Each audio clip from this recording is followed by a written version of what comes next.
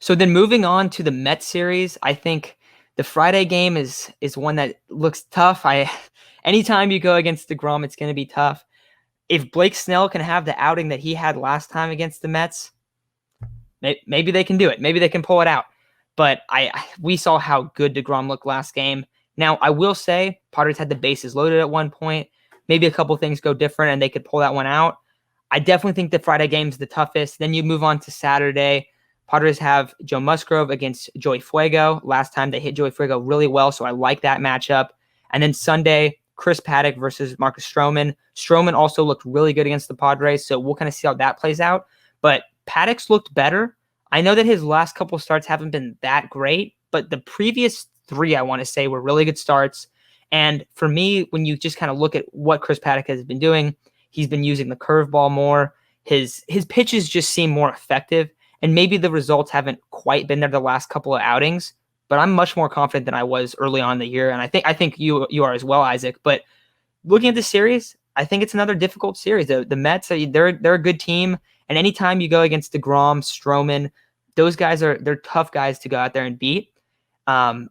Hopefully this off day, we're recording on Thursday, the off day, this could be a really big deal. I think a lot of people aren't really looking at the Padres played 20 straight games. And Isaac, you said, I think they were all against teams over 500. So it was a tough 20-game series. I don't know if I read somewhere, and I don't know if this is 100% accurate. I read that there's not another team that plays like that 20-game stretch, or at least up to this point in the season. So brutal stretch for the Padres where just not a lot of rest. And especially like for a team that's beat up on it with injuries right now. So maybe this Thursday game kind of gets them motivated. Maybe they come out. I mean, ideally they come out Friday and we see them put up a run or a couple runs against deGrom in the first inning. I think that would spark the offense.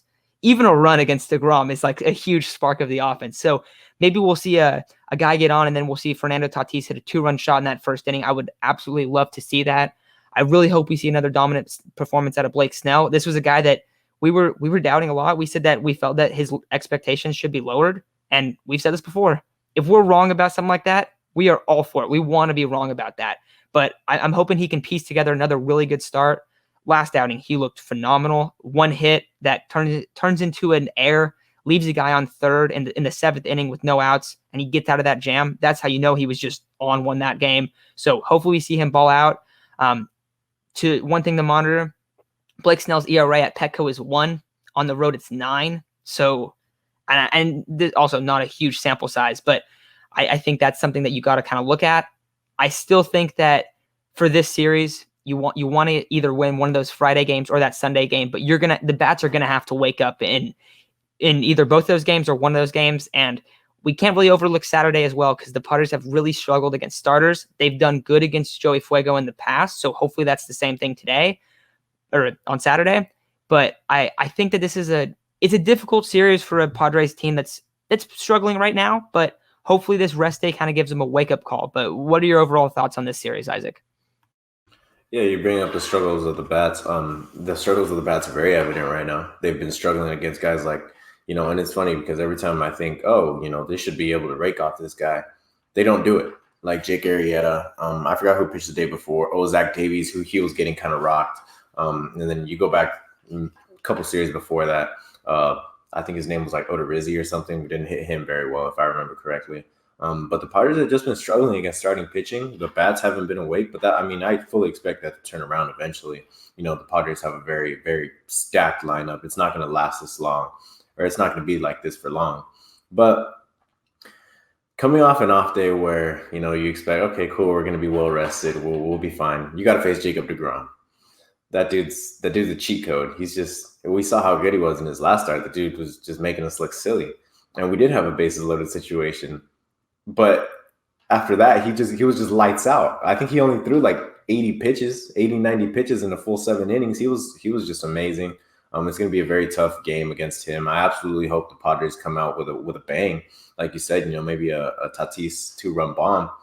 But I think this might be a pretty tough series for the Padres. I still expect them to win. I still expect them to be able to come back against Stroman and put up a good couple runs. I think the bats are going to finally come alive. But that's really all going to depend on Hosmer and Myers, in my opinion. Those guys have been very quiet at the plate recently. And Hosmer and Myers, to me at least, even last year, have been the guys that are supposed to bring in a lot of runs. And when they do, we're able to win a lot of ball games. So, hopefully this Padres offense wakes up. And I think, you're absolutely right. Hell yeah, we want to be wrong about Blake Snell. We've given him a lot of slack, and we want to be wrong. We gave up a lot for the guy. We don't want him to go out there and fail. I still think he's an okay pitcher. I expect him to be great down the line. But I think recently he was just struggling. And we saw that he had a very good outing against the Mets last. It was the Mets, right? Yeah. He had a very good outing against the Mets last time. So I fully expect him to be able to do that again, hopefully.